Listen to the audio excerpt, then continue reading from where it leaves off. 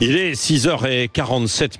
On vient de vivre à travers l'agriculture un week-end qui résume bien comment on marche parfois sur la tête dans notre pays.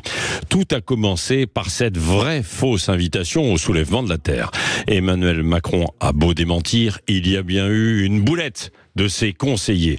Alors on peut avoir de bonnes intentions, mais ce sont ces maladresses trop technocratiques qui déclenchent les tempêtes et la colère. Comment peut-on faire ça? C'est exactement ce qui conduit à l'exaspération, évidemment. Et d'ailleurs, Emmanuel Macron lui-même l'a reconnu. On est souvent trop loin des réalités et on prend des décisions ubuesques.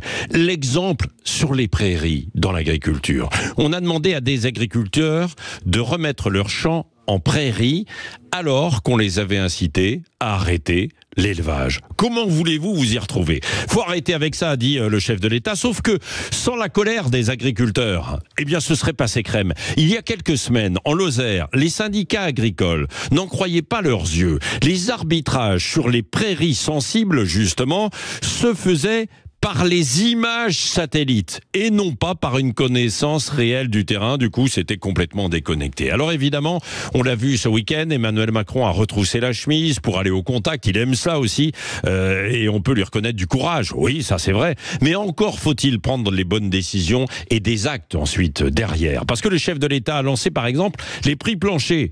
Visiblement, sans consulter. C'était d'ailleurs au passage une proposition de LFI, il faut lui rappeler. Et ça ne semble pas être la meilleure des solutions. On en parlera justement ce matin sur Sud Radio.